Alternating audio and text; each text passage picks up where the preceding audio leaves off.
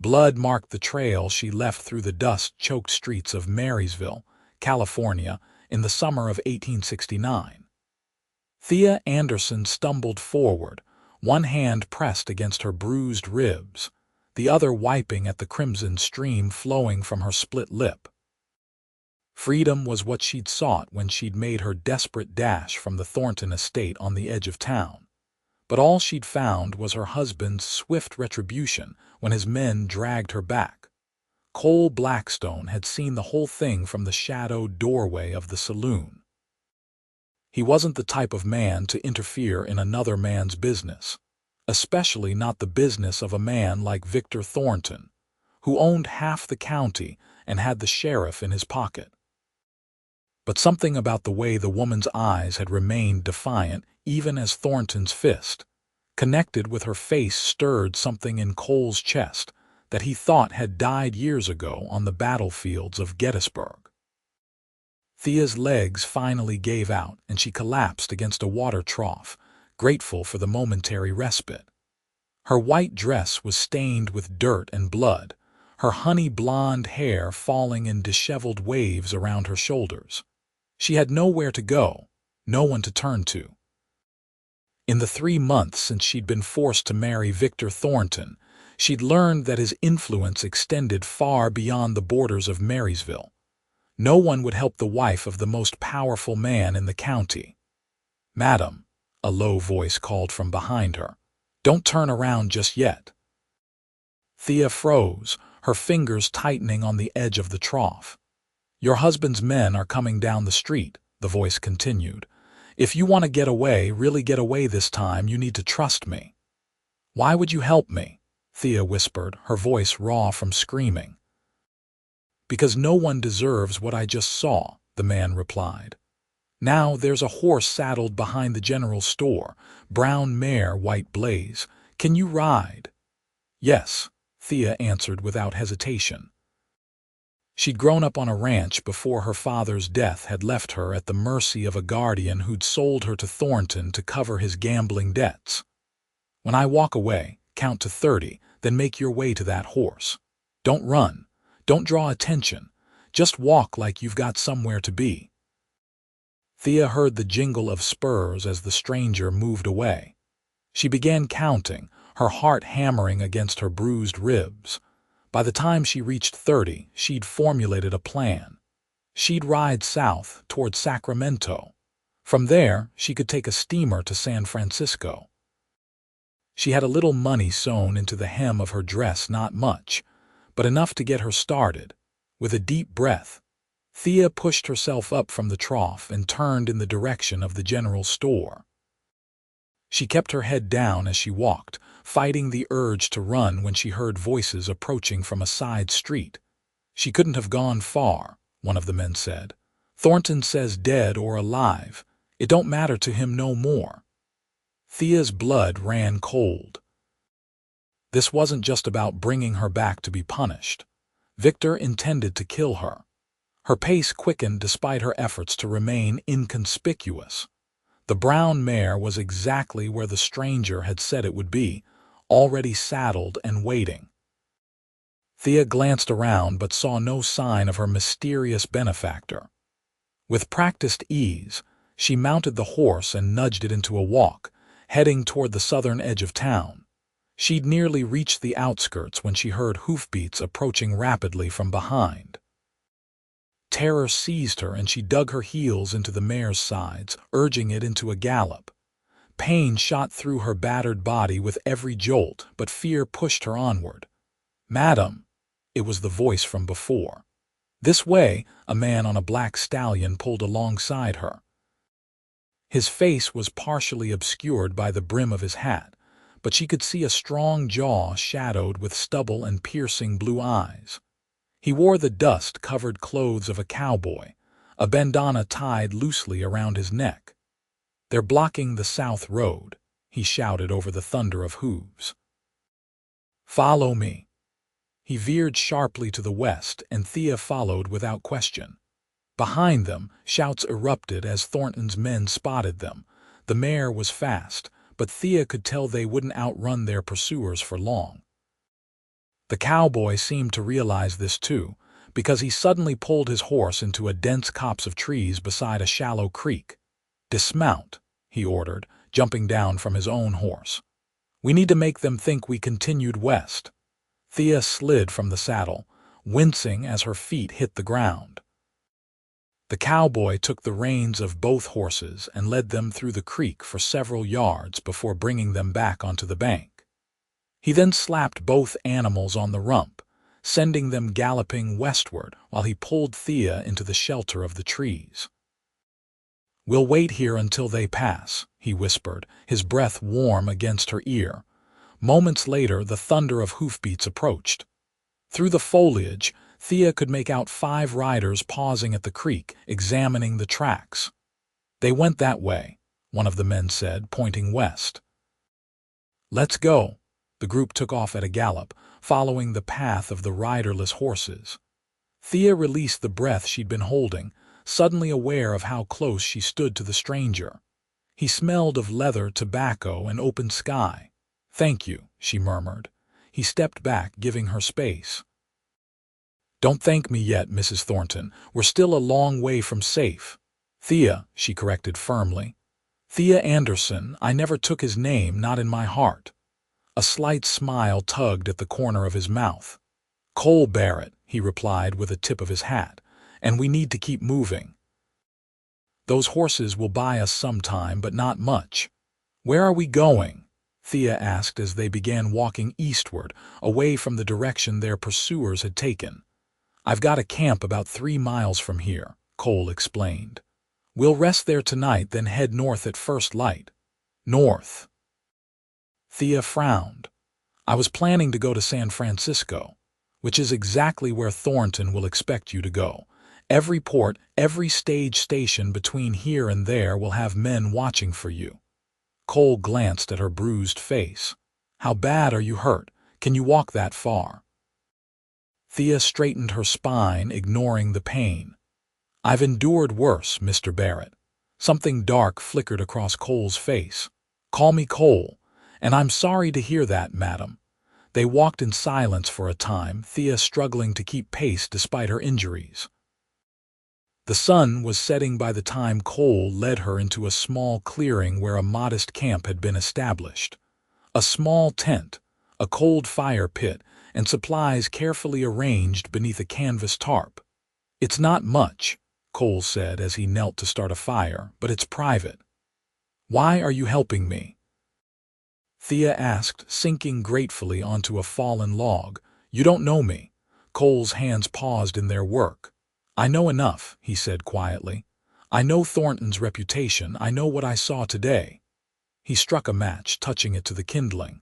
"And I know what it's like to be trapped." As the fire caught, its light illuminated Cole's face fully for the first time. He was younger than Thea had initially thought, perhaps 30, with features that might have been handsome if not for the scar that ran from his right temple down to his jaw. "You're running too," Thea observed. Cole smiled grimly. "Aren't we all in one way or another?" He stood, brushing his hands on his trousers. "I've got some jerky and hardtack, not much of a supper, but it'll keep you going." "I'm not hungry," Thea lied, even as her stomach clenched painfully. She hadn't eaten since morning. "You need to keep up your strength," Cole insisted, pressing a strip of jerky into her hand. "Tomorrow will be harder than today." As they ate their meager meal, Cole explained his plan. They would travel north through the foothills, avoiding main roads and settlements until they reached the Oregon border. From there, they could head east to Idaho Territory, where Thornton's influence wouldn't reach. "I have family in Boston," Thea said, staring into the fire. "If I could make it there." Cole nodded. "We'll get you there, but it's a long journey and we need to put some distance between us and Thornton first." Thea studied his profile in the flickering light. "What's your stake in this, Cole? Why risk your life for a stranger?" For a moment she thought he wouldn't answer. Then he sighed, setting down his tin cup. "6 years ago, my sister tried to leave her husband," he said, his voice flat. "He was a cruel man, beat her regularly, When she ran, he tracked her down and Cole's jaw tightened. I wasn't there to help her. By the time I found out where she was, it was too late. I'm sorry, Thea whispered. Cole shook his head. I couldn't save her, but maybe I can help you. That night, Thea slept in the tent while Cole kept watch outside. Despite her exhaustion, her sleep was fitful, haunted by nightmares of Victor's hands around her throat. She woke with the dawn, her body stiff and aching from her injuries. Cole had already packed most of the camp and was tending to a small pot of coffee over the rekindled fire. He handed her a cup without a word, his eyes scanning the surrounding forest. We should move soon, he said after she'd taken a few sips. Can you ride today? Thea nodded. Where will we get horses? There's a ranch about a mile north of here. The owner, Gus Howard, is an old friend. He'll help us. They set out as soon as they'd finished the coffee, Cole leading the way through the dense forest. He moved with the quiet confidence of a man accustomed to wilderness, occasionally pausing to listen or examine the ground. How do you know these woods so well? Thea asked as they crossed a narrow stream. I was a scout during the war, Cole replied. Learned to read the land to move without being seen. Came in handy afterward when He hesitated. When you what? Thea prompted. Cole glanced at her, then away. When I needed to disappear for a while. Before Thea could question him further, they emerged from the trees onto the edge of a small valley. Below them lay a modest ranch, smoke rising from the chimney of a sturdy cabin. Howard's place, Cole said. Stay here while I make sure it's safe. He disappeared down the slope, moving from tree to tree with surprising stealth for such a large man. Thea waited anxiously, scanning the valley for any sign of Thornton's men. Cole returned 15 minutes later. It's clear. Gus says he'll help us. Gus Howard proved to be a gruff man in his 60s with a wild gray beard and eyes that had seen too much. He greeted Cole with a bear hug and Thea with a respectful nod. Thornton's men were here yesterday, Gus told them as he led them into his cabin. Asked if I'd seen a blonde woman or a man on a black stallion. Told him I hadn't seen nobody in weeks. They believe you? Cole asked, accepting the bowl of stew Gus's wife, Martha, handed him. Seem to, Gus replied, but they're watching the roads. Got men posted at every crossing from here to Sacramento. Thea's hands trembled around her bowl. He won't stop looking, she whispered. Not until I'm dead. Then we'll just have to make sure he thinks you are, Martha said firmly. She was a small woman with kind eyes and practical hands. Cole, you remember the old Paiute trail through the mountains? Cole nodded slowly. It's treacherous this time of year. Exactly, Martha agreed. No one would expect a woman to attempt it, if word spreads that you both perish trying to cross. Thornton might call off the search, Cole finished. Gus stroked his beard thoughtfully. I could spread that rumor. Say I found 2 bodies in the river downstream from the trail. 2 mangled to identify, but one had blonde hair. Hope flickered in Thea's chest for the first time since she'd fled Thornton's estate. Will it work? It might, Cole said cautiously. But that trail is dangerous for a reason. We'd still have to cross it for real.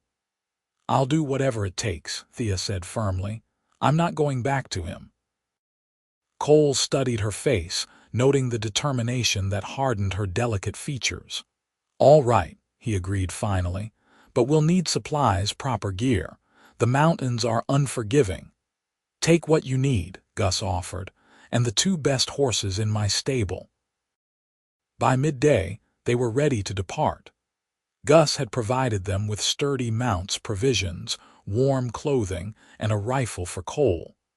Martha had tended to Thea's injuries, applying salves and bandages with gentle hands. Head due north until you reach the old trapper's cabin, Gus instructed as they prepared to leave. From there, follow the stream up to the pass. If you make good time, you can be through the worst of it in 3 days. Cole clasped the older man's hand. "I owe you, Gus." "Consider us even," Gus replied with a meaningful look.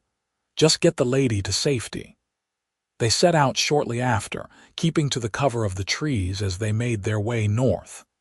The day was warm, but Thea could see clouds gathering in the distance, promising rain by evening. "Will the weather be a problem?" she asked as they rode. Cole glanced at the sky. "Might make the trail muddy, which isn't ideal, but it'll also wash away our tracks."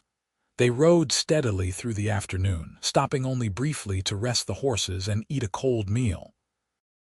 Thea found herself studying Cole when he wasn't looking the way he sat easily in the saddle, the alertness in his eyes as he scanned their surroundings, the gentle way he handled his horse.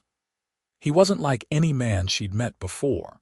As predicted, the rain began as dusk approached. It started as a gentle drizzle, but soon intensified into a steady downpour that soaked through their clothes and made the forest floor treacherous. "We need to find shelter," Cole called over the sound of the rain. "The trapper's cabin can't be far." They pressed on through the gathering darkness, the horses picking their way carefully over the sodden ground. Just when Thea thought they would have to stop and make camp in the open, Cole pointed ahead. "There it is."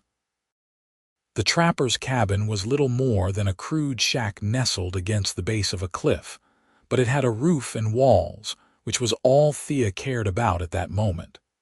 Cole helped her dismount, then led the horses to a lean-to at the side of the cabin. Inside, the cabin was dusty but dry.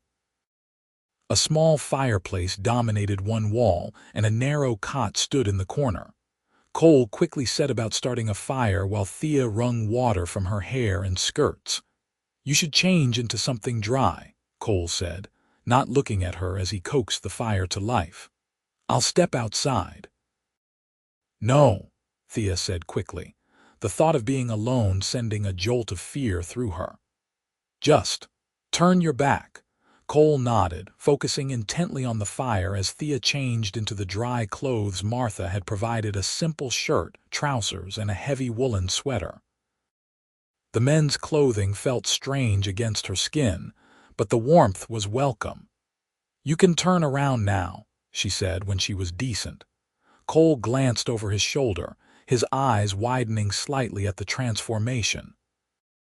Without her dress and with her hair pulled back in a simple braid, Thea looked younger, more vulnerable somehow. "You should eat," he said, handing her some bread and dried meat from their supplies. "And then try to get some sleep. You take the cot, I'll keep watch." "You need rest too," Thea argued, accepting the food. "I'll sleep later," Cole promised. "We've got a hard climb tomorrow." As they ate their simple meal, the rain drummed steadily on the roof. The fire cast dancing shadows on the walls, creating a strange intimacy in the small space. "Tell me about your family in Boston," Cole said, breaking the silence. Thea smiled softly. "My Aunt Elizabeth. She's my mother's sister. I haven't seen her since I was 12 when she visited California. She writes, though, or she did, until Victor started intercepting my mail." "What will you do in Boston?" "Live," Thea said simply. "Just live, maybe teach. I was a teacher before my father died." Cole nodded. "You'll be a teacher again." "What about you?" Thea asked. "What will you do after I'm safe?" Cole poked at the fire. "Haven't thought that far ahead." But Thea could see that wasn't true. There was a weight to him, a sense of a man with a destination. "You're running to somewhere," she observed. "Not just from something." Cole met her eyes for a long moment. "Maybe," he conceded, "but that's a story for another night. You should sleep now." Despite her exhaustion, Thea lay awake long after she'd settled onto the cot, listening to the rain and watching Cole's silhouette as he sat by the door, rifle across his knees. There was something about him that made her feel safe for the first time in months. It wasn't just his skill or his strength, it was the quiet integrity she sensed in him, the way he helped her without expectation. Eventually, Sleep claimed her, and for once, no nightmares came. They departed at dawn, leaving the cabin behind as they began the ascent into the mountains. The rain had stopped during the night, but the trail was muddy and treacherous. Cole led the way, occasionally dismounting to check the path ahead or to help Thea navigate particularly difficult sections. By midday, they had climbed high enough that Thea could look back and see the valley spread out below them, a patchwork of forests and meadows. The air was thinner here, cooler, and she was grateful for the warm clothes Martha had provided. How much farther to the pass? She asked during a brief rest. "We'll reach it by tomorrow afternoon if the weather holds," Cole replied, scanning the horizon. "The worst part comes after, during the descent on the other side." Thea nodded, trying to ignore the ache in her muscles and the way her bruised ribs protested with each breath. She wouldn't complain.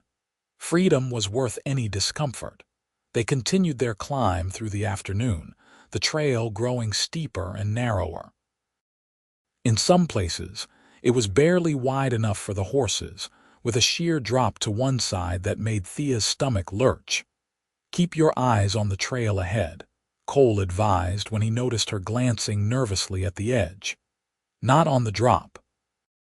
Thea did as he suggested, focusing on the path and the steady rhythm of her horse's hooves.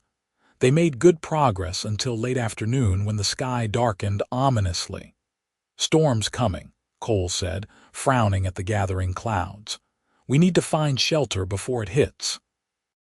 They pushed on, searching for a suitable place to wait out the approaching storm. The wind picked up, bringing with it a biting chill that cut through Thea's layers. "There," Cole pointed to a narrow opening in the rock face to their right. "Might be a cave." It was indeed a cave, shallow but deep enough to provide shelter from the elements. Cole helped Thea dismount, then led the horses inside just as the first heavy drops of rain began to fall.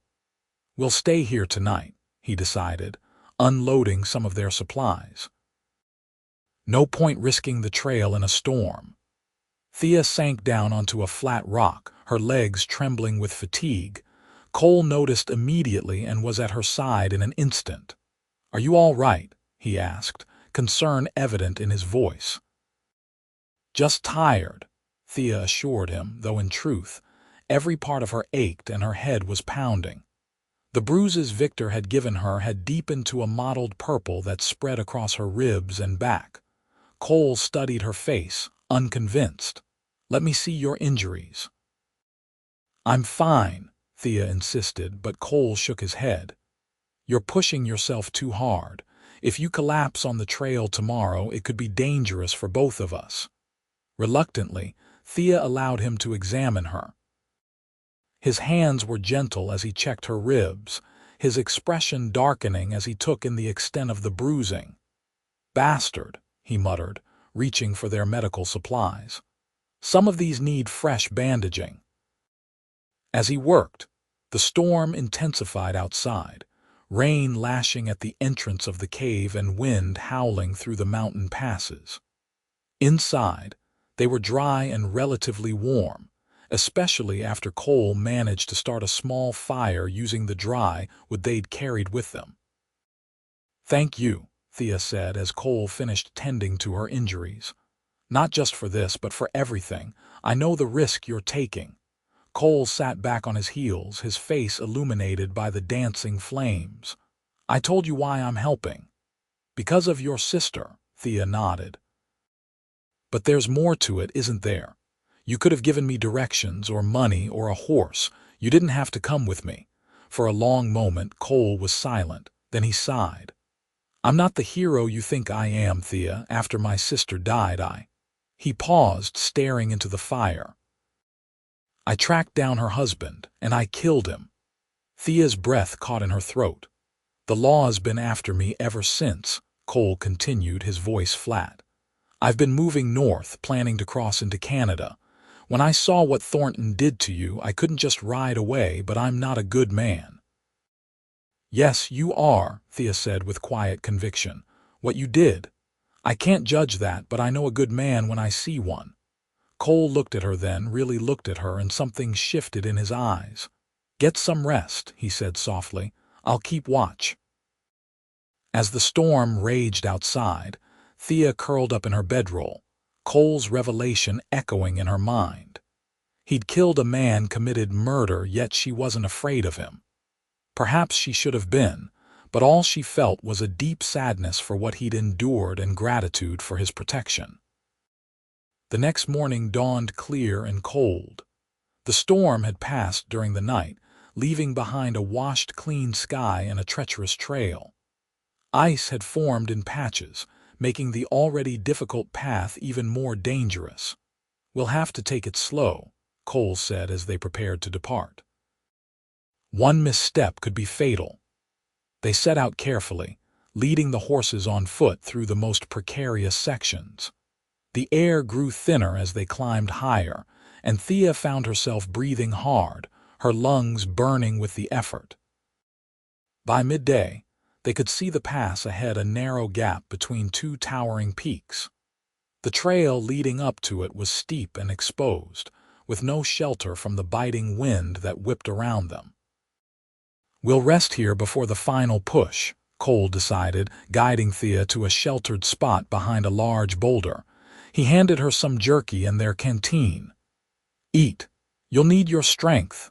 As they ate, Cole studied the sky. Weather's holding. If we make it through the pass by nightfall, we can start the descent tomorrow. And then? Thea asked. Then we head east toward Idaho Territory, Cole replied. There's a town called Silver Creek where I know people. You can rest there, recover properly before continuing to Boston. Thea nodded, considering his words. What about you? Will you continue to Canada? Cole was quiet for a moment. That was the plan. He met her eyes briefly, then looked away. Plans change. They resumed their journey an hour later, tackling the steep approach to the pass. The trail here was little more than a goat track, forcing them to proceed in single file. Cole went first, testing each step before signaling Thea to follow. The wind grew stronger as they neared the pass, buffeting them with such force that Thea had to lean into it to stay upright. Snow from the previous night's storm had drifted in places, hiding treacherous patches of ice. Almost there, Cole called back encouragingly. They were within 50 yards of the pass when disaster struck. Thea's horse, spooked by a sudden gust of wind, reared unexpectedly. Thea lost her grip on the reins, and the animal bolted forward, shouldering past Cole's horse in its panic. "Thea!" Cole shouted as she struggled to control the frightened animal. The horse slipped on an icy patch, its hooves scrabbling for purchase on the narrow trail. For one terrible moment, Thea felt the animal teetering on the edge. Then gravity took over, and they were falling.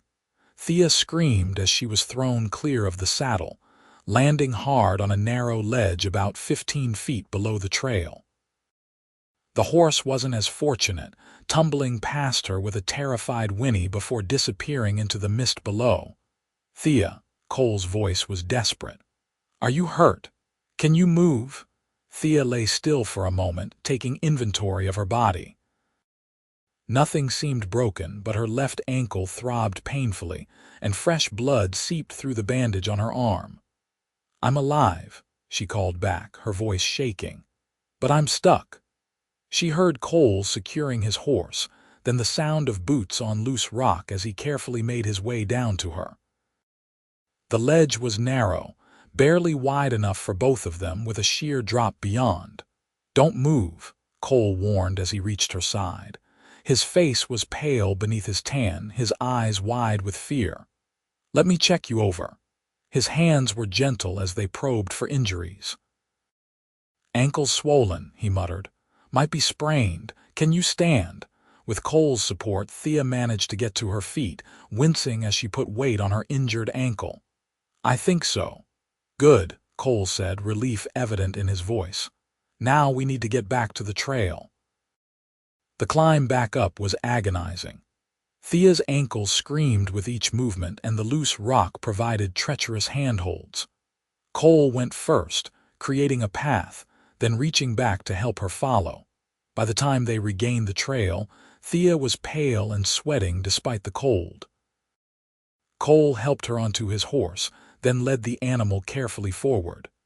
"We lost the supplies that were on your horse," he said grimly, "and we'll have to share mine now. It'll slow us down."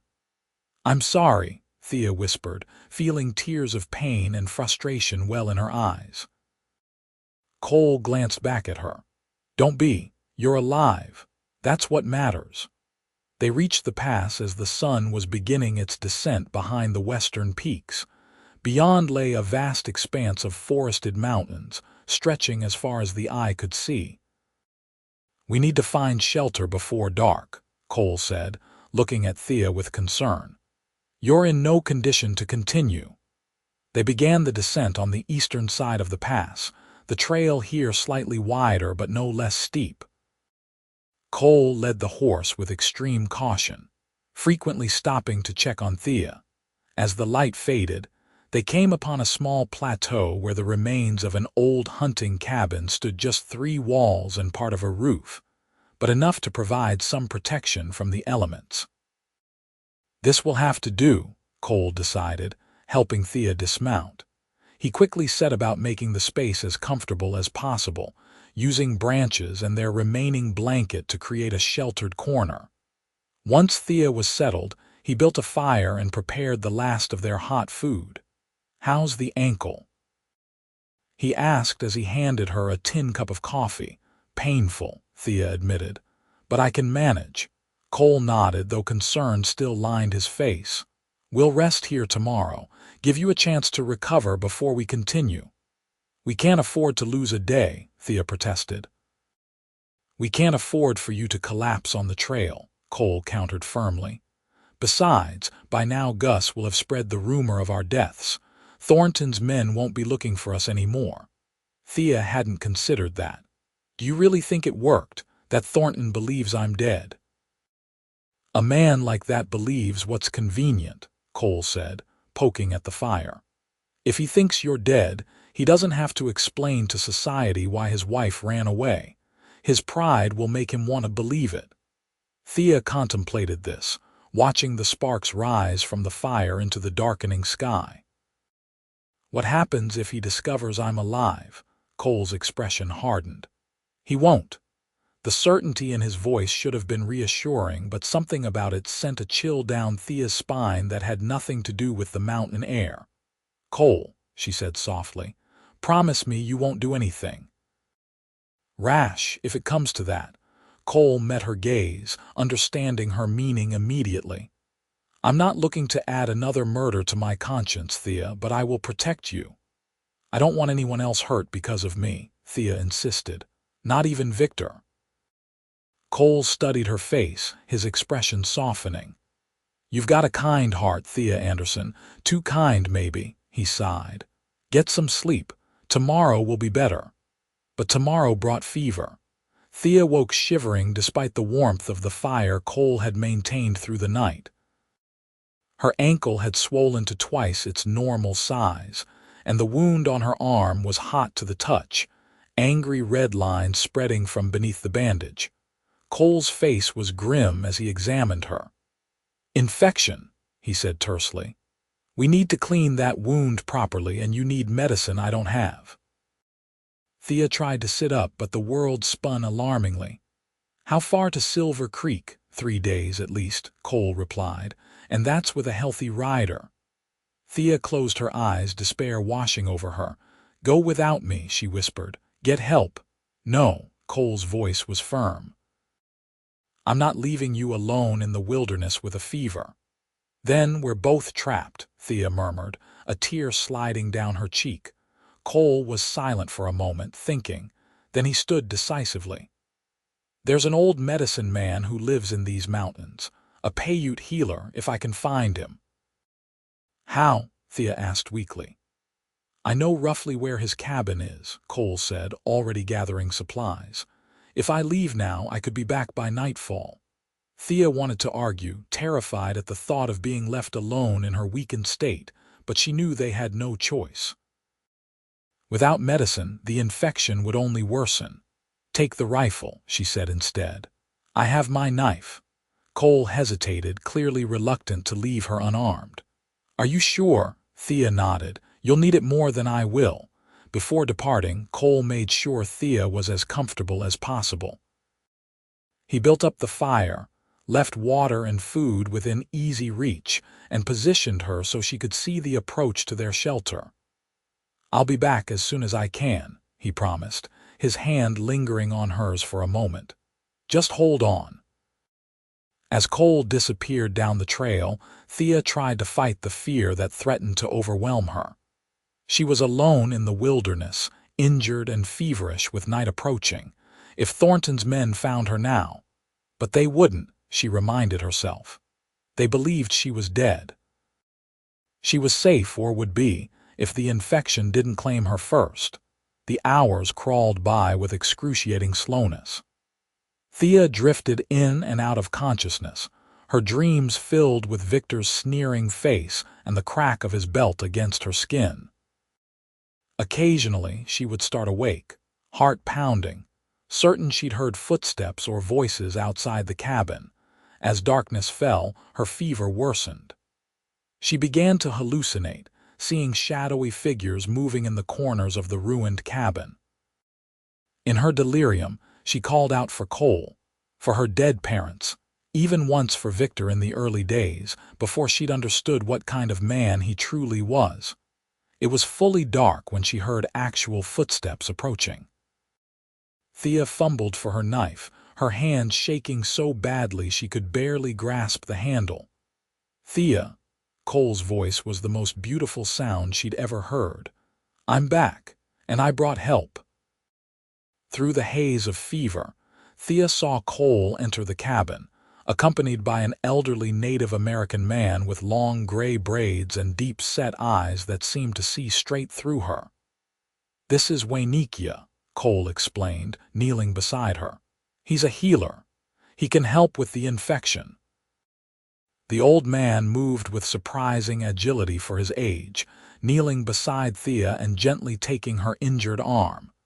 He spoke in a language Thea didn't understand, but his touch was sure and gentle. "What's he saying?" Thea whispered to Cole. "That the spirits are strong in you," Cole translated. "And that you're fighting hard." Waynekia opened a leather pouch and removed various herbs and powders. He mixed some with water, creating a paste which he applied to Thea's infected wound after carefully cleaning it. The mixture stung fiercely at first, then produced a blessed numbness. Next, the healer prepared a bitter-tasting tea which he encouraged Thea to drink. Cole supported her head as she sipped, his arm strong behind her back. "It will help with the fever," he explained, "and help you sleep." Waynekia worked through the night, applying poultices, brewing medicines, and chanting softly over Thea. Cole remained by her side, a constant presence even as the healer's remedies pulled her into a deep, dreamless sleep. When Thea awoke, pale morning light was filtering through the gaps in the cabin's roof. Her head was clearer, the fever having broken during the night. She turned to find Cole sleeping sitting up against the wall beside her, his face relaxed in slumber for the first time since she'd met him. Waynekia was awake, tending to a small fire where he was brewing more tea. He noticed Thea watching him and offered a small smile. "Better," he said in heavily accented English, touching his own forehead to indicate her fever had broken. "Thank you," Thea replied sincerely. The old man nodded, then glanced at the still sleeping Cole. "He not sleep," he said softly. "Not until you better." Thea looked at Cole, taking in the dark circles beneath his eyes and the stubble that had thickened into the beginning of a beard. He had risked everything to help her, his freedom, his safety, perhaps even his life. "He good man," Waynekia continued, following her gaze. "Sad spirit but good heart." "Yes," Thea agreed softly. "Yes, he is." Cole stirred then, his eyes opening immediately alert. When he saw Thea watching him, relief washed over his face. "The fever's broken," he said, moving quickly to her side. "How do you feel?" "Better," Thea assured him. "Thanks to both of you." Waynikia insisted on staying another day, continuing to treat Thea's infection and teaching Cole how to apply the medicines he left with them. By the following morning, Thea's ankle had improved enough that she could put weight on it, and the angry red lines on her arm had receded. Before departing, the old healer pressed a small leather pouch into Thea's hand. "For protection," he said, his wise eyes holding hers, "on long journey." Thea thanked him, touched by the gift. As they watched the old man make his way down the mountain trail, she turned to Cole. "How did you find him?" "I didn't," Cole admitted. "I got lost in the forest and he found me, said he'd been expecting us." "Expecting us?" Cole shrugged. "The old man has a way about him, knows things." They set out the next day, continuing their descent from the mountains. Thea rode while Cole led the horse, setting a careful pace that wouldn't aggravate her healing injuries. The trail gradually widened as they descended, the air growing warmer and richer with the scent of pine. "How much farther to Silver Creek?" Thea asked on the afternoon of the second day. "Another day, maybe two," Cole replied. "Depends on how the trail treats us." That night, they camped beside a clear mountain stream. Thea's strength was returning rapidly thanks to Waynikia's medicines, and she insisted on helping Cole set up camp. As they sat beside the fire after a meal of rabbit Cole had managed to trap, Thea found herself studying his profile. "What will you do?" she asked quietly. "After Silver Creek." Cole poked at the fire with a stick, not meeting her eyes. "Told you, head for Canada." "Alone." Now he did look at her, his blue eyes reflecting the flames. That was the plan. Thea took a deep breath. "What if there was another option?" "Like what?" Cole asked, his voice carefully neutral. "Come with me to Boston," Thea suggested. "It's a big city, easy to disappear in." Cole shook his head. "The law has a long memory, Thea, and I'm a wanted man." "My aunt knows people," Thea persisted. "Influential people. Maybe they could help clear your name, explain the circumstances." "I killed a man in cold blood," Cole said flatly. "There's no explaining that away." "You killed a man who murdered your sister," Thea corrected. "That might not make it legal, but it makes it understandable." Cole was silent for a long moment, staring into the fire. "Why would you want me to come with you?" he finally asked. It was Thea's turn to look away. "Because She faltered, uncertain how to express the feelings that had been growing since the moment he'd offered her escape in Marysville. "Because I trust you," she finished simply. "And I think we could both use a fresh start." Cole didn't respond immediately, and Thea feared she'd overstepped. But then he reached across the space between them and took her hand. "Let's get to Silver Creek first," he said softly. "Then we'll talk about Boston." They reached Silver Creek late on the fourth day after leaving the mountains. It was a small but prosperous mining town nestled in a valley, with wooden buildings lining a main street and the constant clamor of the nearby stamp mill. Cole led them to a modest boarding house at the quieter end of town. The proprietress, a stern-looking widow named Mrs. Holloway, greeted Cole with surprising warmth. "Barrett," she said, embracing him briefly. "Been wondering when you'd show your face around here again." "Good to see you too, Ada," Cole replied with a smile. "My friend and I need rooms and discretion." Mrs. Holloway's sharp eyes took in Thea's bruised face and the way she leaned on Cole for support. "Trouble? Nothing we can't handle," Cole assured her.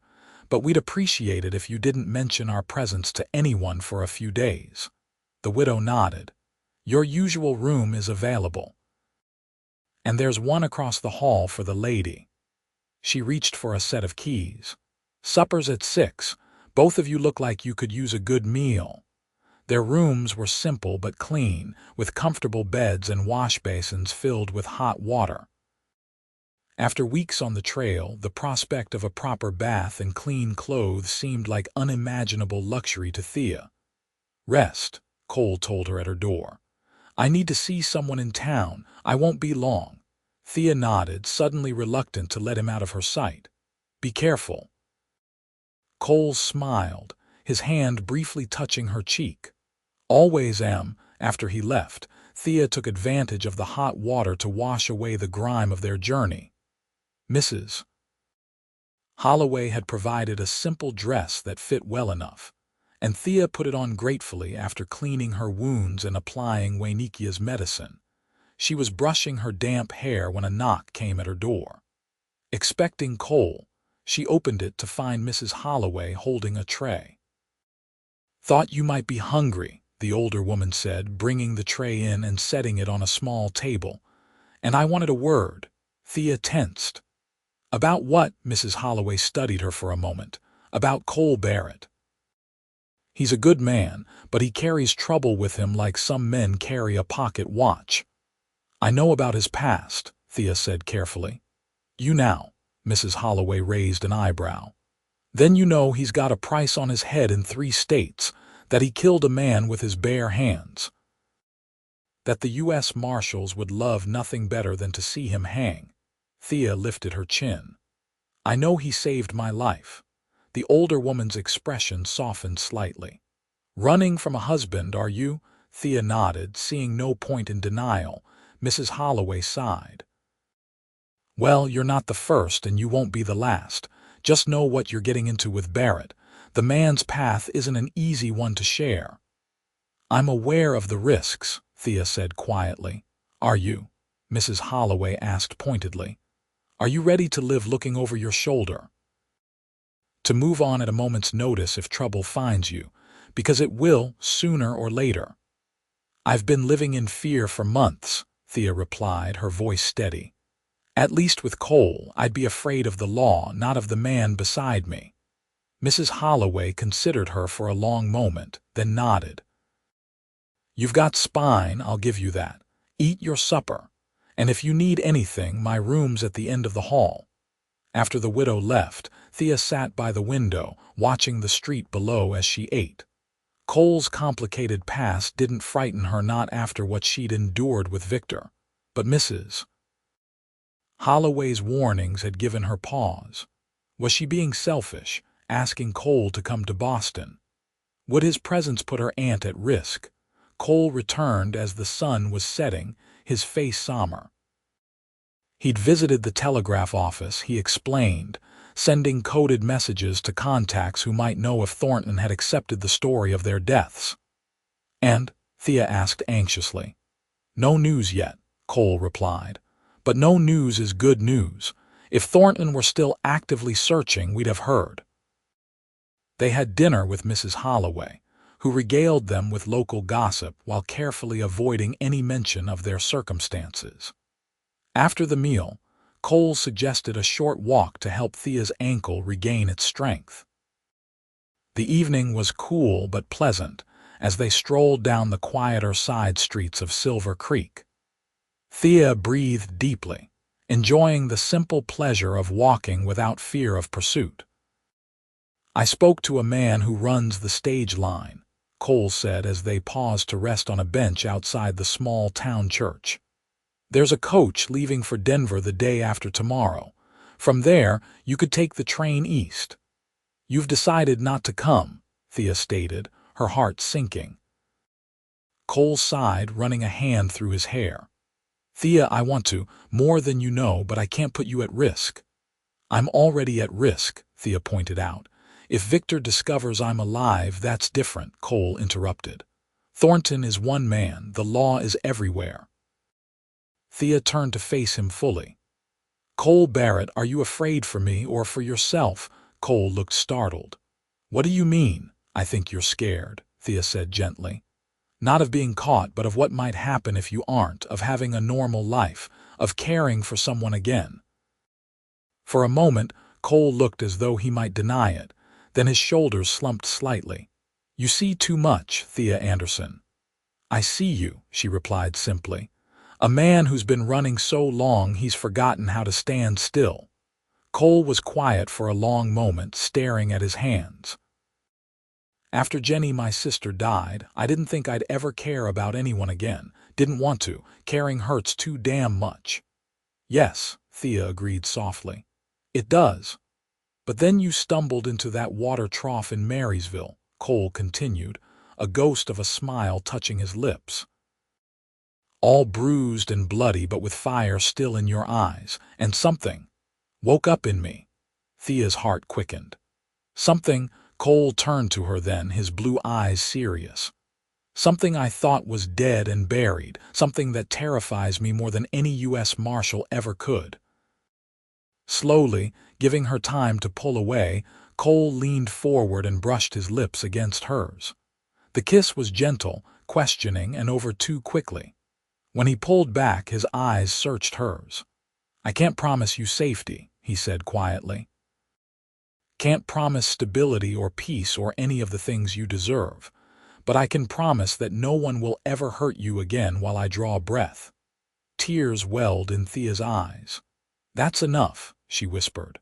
That's more than enough. This time when they kissed, there was nothing hesitant about it.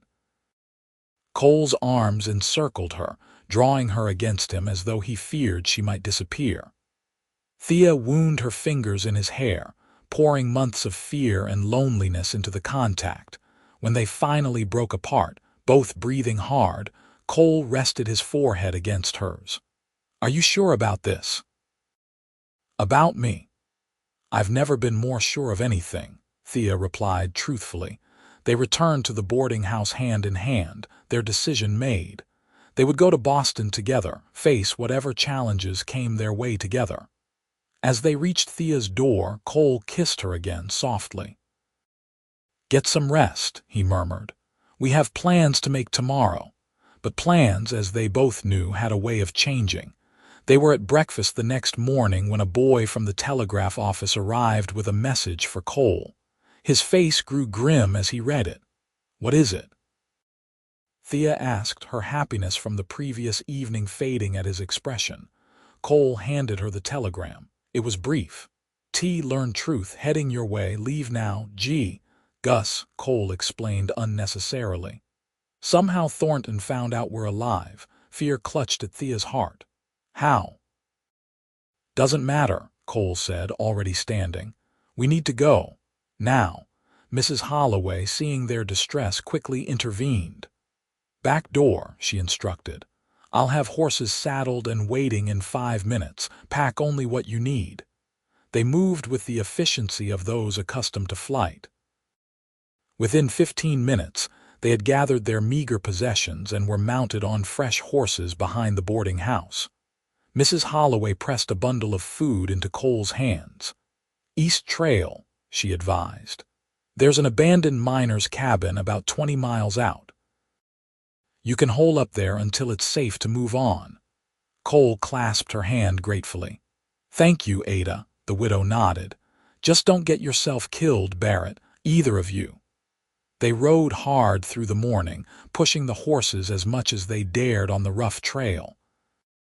Thea's ankle protested the treatment, but she gritted her teeth against the pain. Behind them, Silver Creek disappeared into the distance. How could he have found out? Thea asked when they paused briefly to water the horses at a small creek. Cole's expression was dark. Someone must have recognized us, or recognized the horses Gus gave us. Doesn't matter now. What will we do? Thea watched him refill their canteens. We can't keep running forever. Cole straightened, his decision evident in the set of his jaw. No, we can't, and we won't. What do you mean? It's time to end this, Cole said firmly. One way or another. They reached the miner's cabin by mid-afternoon. It was small but sturdy, with a stone fireplace and a single room containing a rough-hewn table, 2 chairs, and a narrow bed. After tending to the horses, Cole secured the cabin's perimeter, checking sight lines and escape routes with the practiced eye of a man accustomed to being hunted. We'll stay here tonight, he decided. Rest the horses. Tomorrow we ride for the nearest railhead. And then? Thea asked. East, Cole replied. But not to Boston, not yet. Thea frowned. Where then? St. Louis, Cole said. I have a friend there, a lawyer. He might be able to help us deal with Thornton legally. Legally, Thea repeated, surprised. I thought. Cole's expression softened as he crossed to her. You thought I was planning to kill him. Thea nodded reluctantly. I considered it, Cole admitted, taking her hands in his. But you were right yesterday. I've been running so long I've forgotten how to live any other way. If we're going to have a future together, a real future, it can't be built on more blood. Tears sprang to Thea's eyes at the sincerity in his voice. What if the law can't help us? Victor has powerful friends. Then we'll find another way, Cole promised. But we'll do it right. That night, they shared the narrow bed, Thea curled against Cole's chest, listening to the steady beat of his heart. Despite the uncertainty of their situation, she felt safe for the first time in longer than she could remember. Cole, she whispered into the darkness. Hum. His voice was drowsy, his arms tightening slightly around her. Thank you for finding me, for helping me get away. Cole pressed a kiss to her forehead. I think maybe we found each other. They were awakened before dawn by the sound of approaching riders. Cole was on his feet instantly, rifle in hand as he peered through a gap in the cabin's shutters. 4 men, he reported tersely. Coming up the trail. Thornton? Thea asked, fear knotting her stomach as she hurriedly dressed. Can't tell yet, Cole replied, checking the rifle's ammunition. But they're moving like they know what they're looking for. Thea joined him at the window. In the pre-dawn light, she could make out 4 mounted figures approaching cautiously, rifles held ready. As they drew closer, her breath caught in her throat. That's Victor, she whispered, recognizing the lead rider's distinctive posture. And his foreman, Jackson. Cole's expression hardened. Is there another way out of here? Thea asked, her mind racing. Back window, Cole said. It's a tight squeeze, but you could make it. The horses are tethered on that side. We could both go, Thea suggested, before they surround us. Cole shook his head. They'd see us, hear the horses. He turned to her, his eyes intense. I'll create a distraction. When I give the signal, you go out that window, get on a horse and ride east as fast as you can. No, Thea protested, grabbing his arm. I'm not leaving you. Thea, Cole said firmly.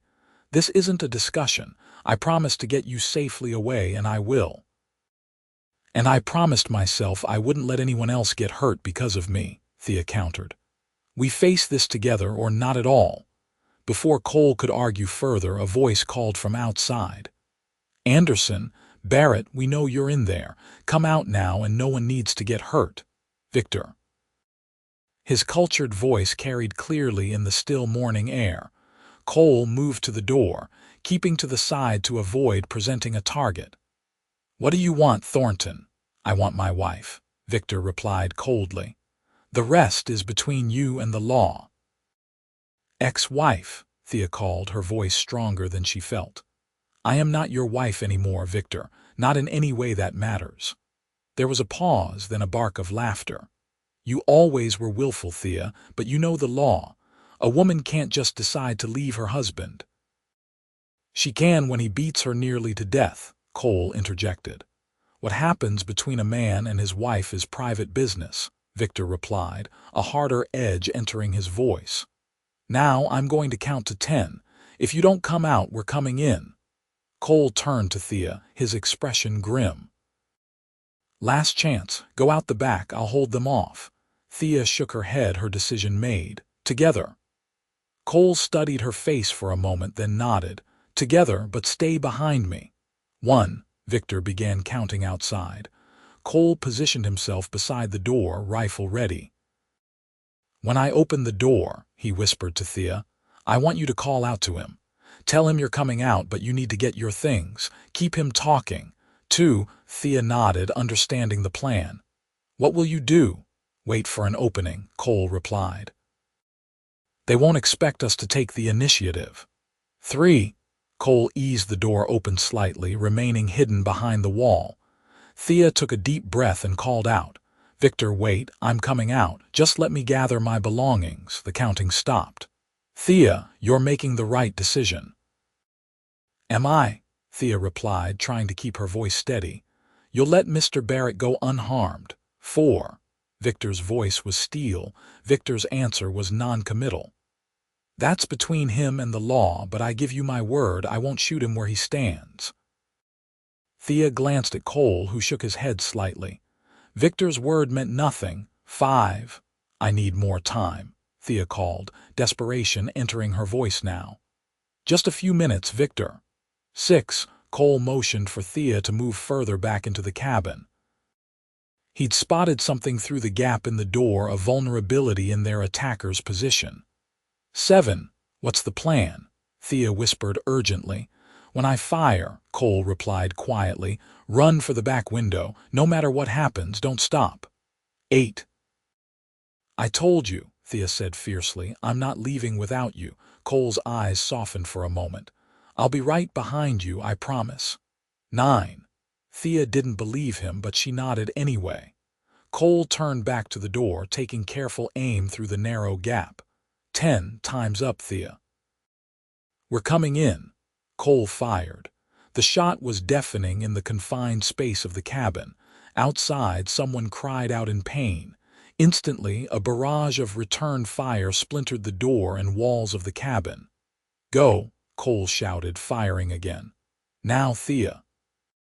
Thea hesitated for only a second before turning and running for the back window.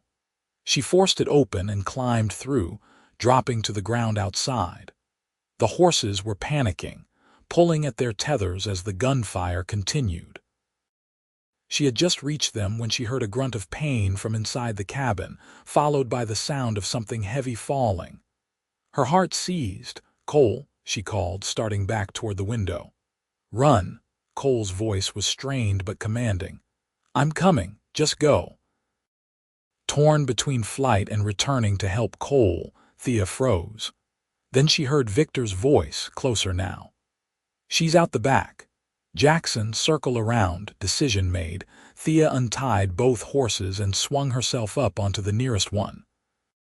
But instead of fleeing, she led the second horse close to the window.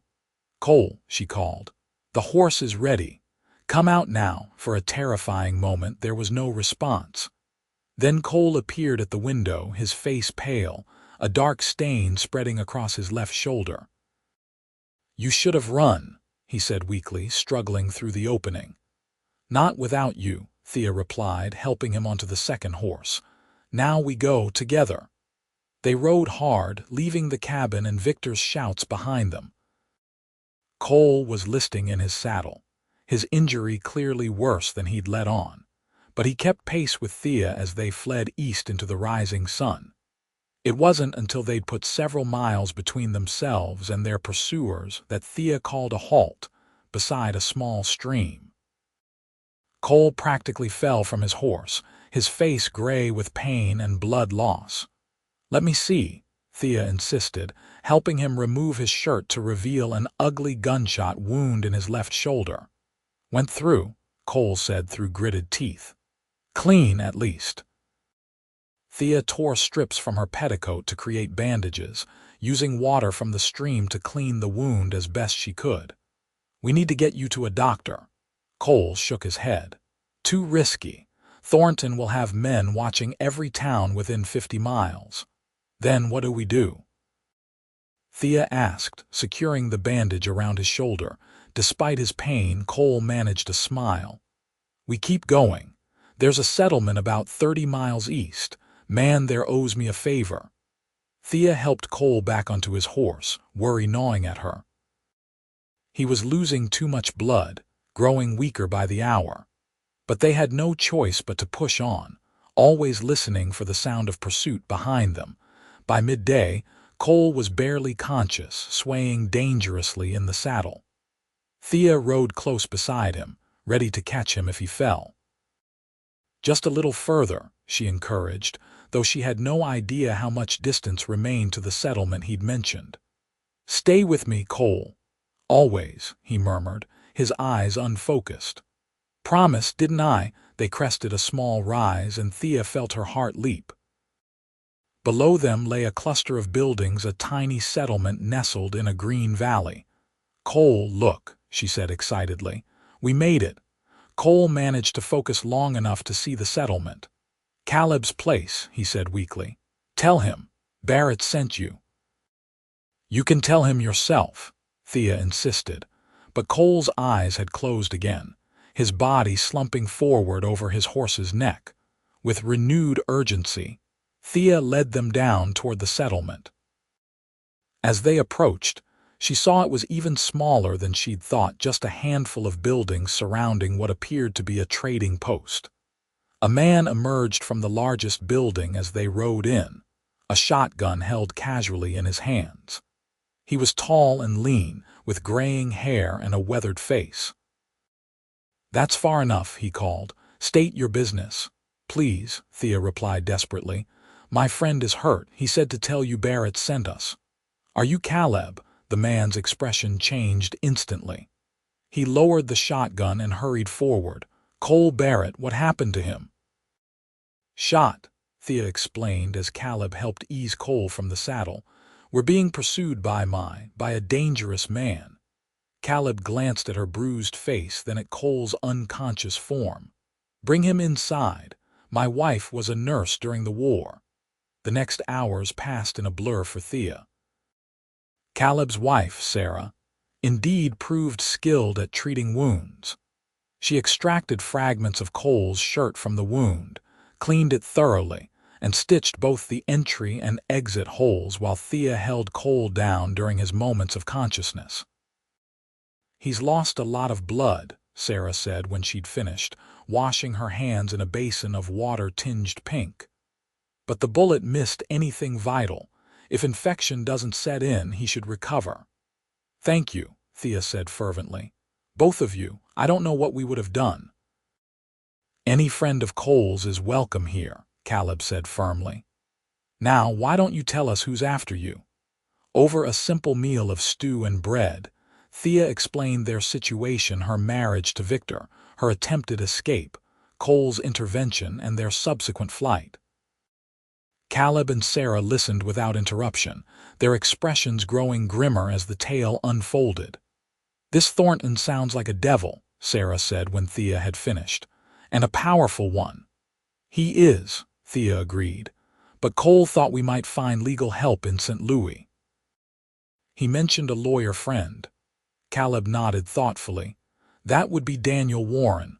Good man. Helped Cole after the trouble with his sister's husband. Can you get a message to him?" Thea asked hopefully. "Better than that," Caleb replied.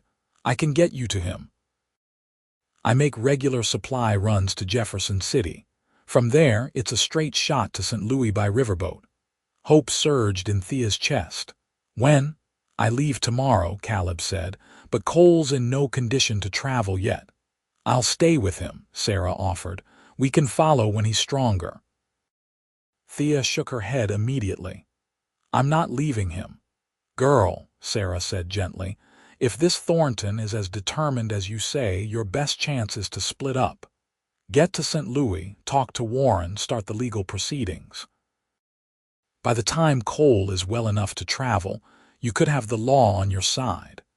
Thea wanted to argue, but she knew Sarah was right. Every day they remained together was another day Victor might find them both. That night, she sat beside Cole's bed, holding his hand as he drifted in and out of consciousness. His fever had risen slightly, but Sarah assured her it was normal after such an injury. "Thea," Cole murmured, his eyes flickering open around midnight. "I'm here," she replied, squeezing his hand. "Did we make it?" "Yes," Thea assured him. "We're at Caleb's place. You're going to be fine." Cole's eyes sharpened slightly, focusing on her face. "Thornton." "No sign of him," Thea said. "But Caleb thinks I should go ahead to St. Louis tomorrow. Contact your lawyer friend while you recover." Cole was quiet for a moment, considering. "He's right," he finally said. "Safer that way." "I don't want to leave you," Thea admitted, tears threatening. Cole squeezed her hand weakly. "Not forever," he promised. "Just until I'm healed, then I'll come to you. You swear it?" Thea asked, needing the reassurance. "On my life," Cole replied solemnly. "Nothing could keep me from you now, Thea Anderson." In the gray light of dawn, Thea prepared to depart with Caleb. Sarah had provided her with clean clothes and a small bag of provisions. Cole was sleeping, his fever having broken during the night. "I left a letter," Thea told Sarah as they stood beside Caleb's wagon, "for when he wakes." Sarah nodded, understanding. "I'll make sure he gets it, and I'll take good care of him, I promise." "Thank you," Thea said, embracing the older woman, "for everything." The journey to Jefferson City took 3 days. Caleb proved to be a taciturn but kind traveling companion, sharing stories of his friendship with Cole that helped Thea understand the man she had come to love. Cole had saved Caleb's life during the war, he explained, pulling him from a burning field hospital during the Battle of Shiloh. "Never asked for anything in return," Caleb said. "That's the kind of man he is." In Jefferson City, Caleb helped Thea secure passage on a riverboat bound for St. Louis. Before they parted, he pressed a small purse of coins into her hand. "From Cole's account with me," he explained when she tried to refuse. "He'd want you to have it." The riverboat journey was uneventful, giving Thea time to reflect on the whirlwind of the past weeks. It seemed impossible that less than a month ago she had been Thornton's prisoner, with no hope of escape. Now she was free, heading toward a future she had chosen, a future that, God willing, would include Cole Barrett. St. Louis was overwhelming after so long in the wilderness. The noise, the crowds, the sheer size of the city made Thea nervous as she made her way to the address Caleb had given her for Daniel Warren. The lawyer's office was in a respectable neighborhood, the brass plaque on the door polished to a high shine. Thea hesitated before entering, suddenly aware of her plain clothes and travel-worn appearance. The clerk at the front desk regarded her with poorly concealed disdain. "May I help you, miss?" "I need to see Mr. Warren," Thea said, straightening her spine. "It's regarding Cole Barrett." The clerk's expression changed immediately. "One moment, please." He disappeared into a back office, returning moments later with a man Thea guessed to be in his 50s, distinguished, with silver at his temples and keen eyes behind wire-rimmed spectacles. "I'm Daniel Warren," he said, extending his hand. "You mentioned Cole Barrett. My name is Thea Anderson," she replied, shaking his hand firmly. "Cole helped me escape an abusive marriage. He was injured protecting me, but he said you might be able to help us legally." Warren studied her for a moment, then nodded. "Come into my office, Mrs. Anderson. I think we have much to discuss." Over the next 2 hours, Thea explained everything to the lawyer, who listened attentively, occasionally making notes. When she finished, he sat back, tapping his pen against his desk. "Your situation is complicated," he said frankly, "but not impossible. Divorce on grounds of cruelty is increasingly recognized by the courts, especially with physical evidence." His eyes moved to the fading bruises on her face. "And what of Cole?" Thea asked. "Can you help clear his name?" Warren sighed. "That's more difficult. The law sees what he did as murder regardless of the provocation. However," he leaned forward, "I've been working on his case for years." There were mitigating circumstances that weren't considered in the original judgment. Hope flared in Thea's chest. What kind of circumstances? "Evidence that his sister's husband was about to kill another woman," Warren explained. "Cole's actions while outside the law potentially saved a life." "I've petitioned the governor for clemency." "And," Thea pressed. "And these things take time," Warren replied, "but your testimony about how he helped you might strengthen the case." He paused, "Where is Cole now, recovering from his wound at a friend's place?" Thea said. "He'll come to St. Louis when he's able." Warren nodded. "In the meantime, we need to address your immediate situation. Your husband, ex-husband," Thea corrected firmly. Warren smiled slightly.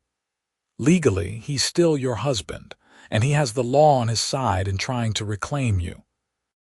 But we can file for divorce on grounds of cruelty and request a restraining order to keep him away from you while the case proceeds." "How long will it take?" Thea asked.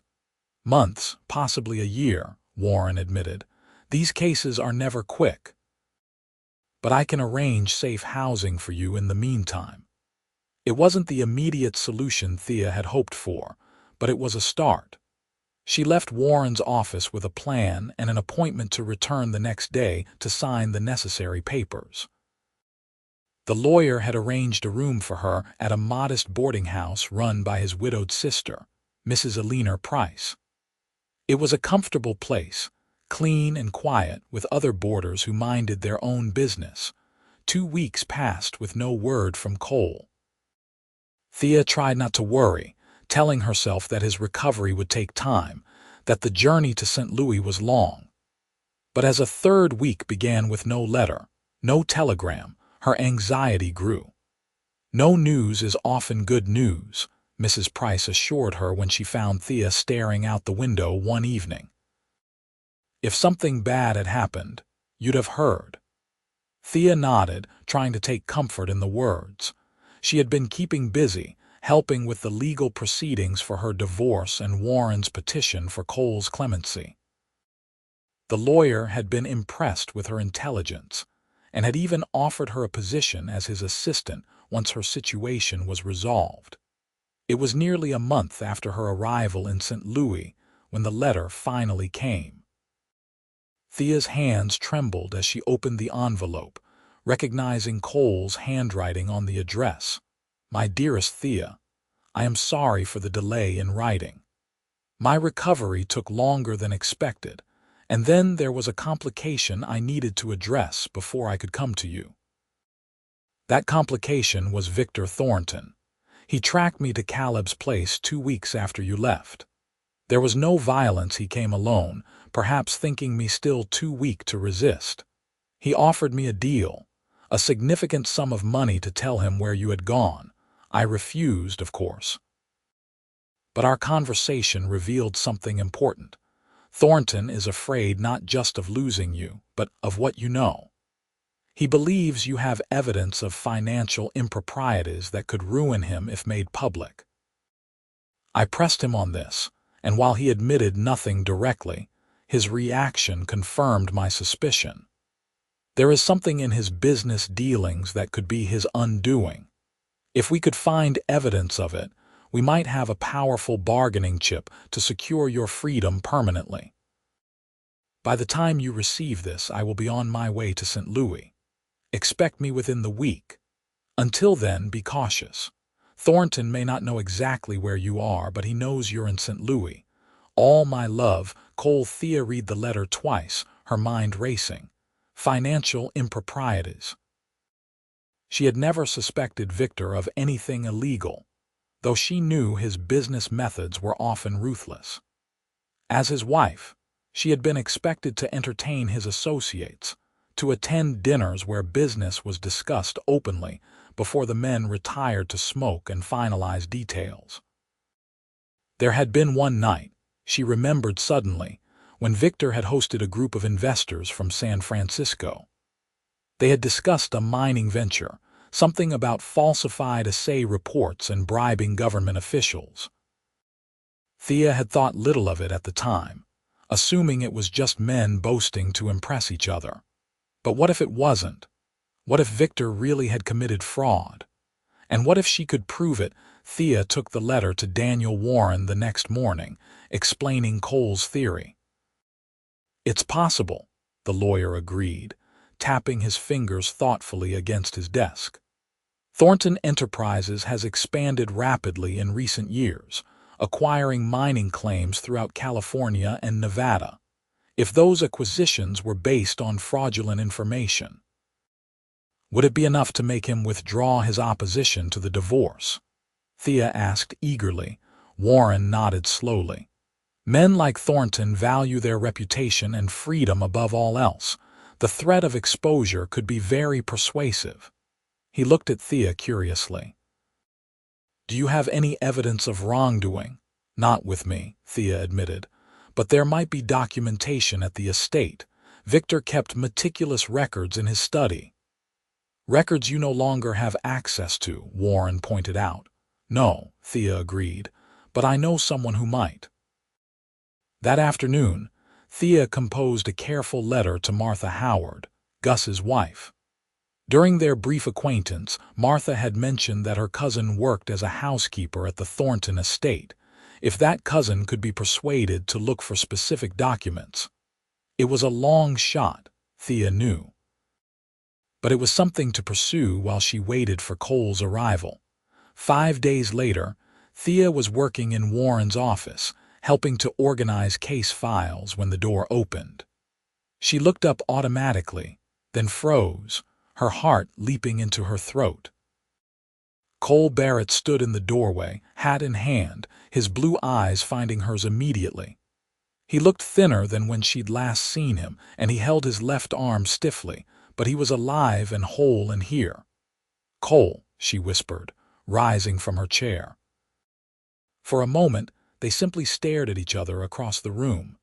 Then Cole crossed the space between them in 3 long strides, gathering her into his arms with a soft groan of relief.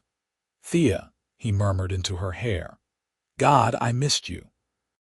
She clung to him, breathing in the familiar scent of him, feeling the solid warmth of his body against hers. "I was so worried," she admitted, pulling back just enough to see his face. "When weeks passed with no word." "I'm sorry," Cole said, his hand coming up to cup her cheek. "I wanted to be sure I could travel safely before I sent word. And then Thornton showed up." "I got your letter," Thea assured him, "and I think you might be right about the financial improprieties. I've been working with Mr. Warren on a plan." Warren had tactfully withdrawn to give them privacy, but now he returned, extending his hand to Cole. "Good to see you in one piece, Barrett. Thea's been quite the asset to my office while waiting for you." Cole shook the lawyer's hand, his other arm still around Thea's waist as though he couldn't bear to let her go. "Has she told you her theory about Thornton?" "She has," Warren confirmed. "And if we can find proof, it could change everything, not just for Thea's divorce, but potentially for your case as well." They moved into Warren's office to discuss strategy. Thea explained about her letter to Martha Howard, and Cole shared more details about his conversation with Thornton. "He was desperate," Cole said. "Offered me $10,000 just to tell him which direction you'd headed. A man doesn't pay that kind of money unless he's facing something worse." "The question is," Warren mused, "what exactly is he hiding, and how do we prove it?" They were still discussing possibilities when a clerk knocked on the door, announcing a visitor. To everyone's surprise, it was Mrs. Alina Price, Thea's landlady and Warren's sister.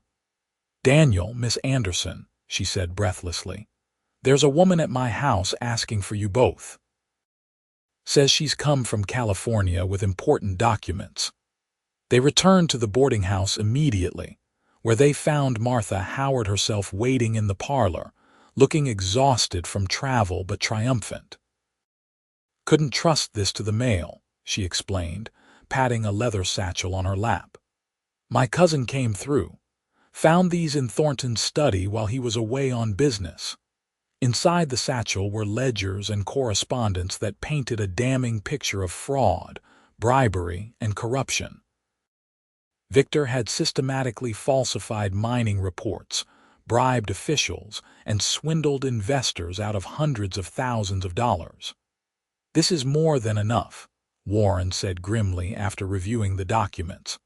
"With this evidence, Thornton faces not just financial ruin but prison." "Then we have our leverage," Cole said, his arm around Thea's shoulders. Warren nodded. "I'll draft a letter immediately. We'll offer him a choice. Grant Thea an uncontested divorce with a fair settlement or face exposure and prosecution. Will he agree? Thea asked, scarcely daring to hope. A man like Thornton, Warren smiled thinly. He'll agree. Men like him always choose self-preservation. The lawyer was right. Victor's response came by telegraph 3 days later, a terse agreement to all terms, provided the documents were returned and no criminal charges pursued. It's over, Thea said wonderingly as Warren showed them the telegram. I'm free. Not quite yet, Warren cautioned. There's still paperwork, court appearances. But yes, in principle, it's over. Thornton won't contest the divorce. As they left the lawyer's office, Cole took Thea's hand, leading her to a small park nearby. They sat on a bench beneath a spreading oak, the late afternoon sun filtering through the leaves above them. What happens now? Thea asked softly. Cole turned to face her, taking both her hands in his. Now we have choices, Thea. Real choices, for perhaps the first time in both our lives. What about your legal troubles? Thea reminded him. You're still wanted. Warren thinks the governor will grant clemency, especially with the new evidence about the previous victim, Cole said. It might take time, but he believes it will happen. And until then, Cole smiled slightly. Until then, I've been offered a job. Warren has a client who owns a ranch in Montana Territory. He needs a foreman, someone who knows horses and can manage men. It's remote, peaceful. A place where a man with a complicated past might find a fresh start. Montana, Thea repeated, considering. It's a long way from Boston. It is, Cole agreed. But I understand the ranch has a school nearby that needs a teacher. His eyes held hers, hopeful and uncertain at the same time. If that's something you might be interested in. Thea's heart swelled with love for this man who had risked everything to save her, who had shown her what real care and respect felt like. I think, she said slowly, a smile spreading across her face, that Montana sounds perfect. Cole's expression brightened. You're sure? It won't be easy. The winters are harsh and the work is hard. After everything we've been through, Thea replied, a little hard work and cold weather doesn't frighten me. She squeezed his hands. As long as we're together. Cole released her hands to cup her face gently. Together, he agreed, his voice rough with emotion. Always. When he kissed her, there in the dappled sunlight of a St. Louis park, Thea felt as though her life was truly beginning. The past Victor's cruelty, her desperate escape, their dangerous journey, all of it had led to this moment, this man, this future they would build together. 3 months later, on a crisp autumn day, Thea Anderson became Thea Barrett in a simple ceremony at a small church in Helena, Montana Territory. Daniel Warren had traveled from St. Louis to give the bride away, and Caleb and Martha Howard had made the long journey from California to witness the union. The ranch where they settled was everything Cole had described: remote, beautiful, challenging. The school where Thea taught was a one-room building serving the children of ranchers and miners from miles around. The work was demanding but rewarding, giving her a sense of purpose she had thought lost forever. Cole thrived as the ranch foreman, his natural leadership and knowledge of horses earning him the respect of the other workers. In the evenings, they would sit on the porch of their small cabin, watching the sun set behind the mountains and talking about their days. The governor's clemency came 6 months after their wedding, a formal document declaring that, while Cole's actions had been outside the law, the circumstances warranted mercy. He was a free man at last, no longer looking over his shoulder for pursuing lawmen. When spring came to Montana, Thea had news of her own to share. Standing in their garden as Cole returned from a day working with the horses, she took his hands and placed them on her still flat stomach. "We're going to have a baby," she told him, watching joy and wonder spread across his face. Cole pulled her into his arms, holding her as though she were the most precious thing in the world. "A family," he said, his voice thick with emotion. "Our family." As the years passed, that family grew. Their son, James, was born the following winter, followed 2 years later by a daughter they named Jennifer, after Cole's sister. The children filled their lives with noise and laughter and endless questions, growing strong and free in the wide open spaces of Montana. Victor Thornton faded from their lives like a bad dream upon waking. They heard through Warren that he had eventually remarried and moved to Europe, his fortune diminished but his freedom intact. Thea found she could think of him without fear now he had no power over her anymore. On the 10th anniversary of the day Cole had found her stumbling through the streets of Marysville, they stood together on a hill overlooking their ranch. Much had changed in the decades since their desperate flight through the mountains. Montana was a state now, not a territory. The little settlement had grown into a proper town. Their cabin had expanded into a comfortable house, echoing with the sounds of their children. "You ever regret it?" Thea asked, leaning against Cole's shoulder as they watched the sunset paint the mountains gold and pink. "Helping me that day. Taking on all that trouble."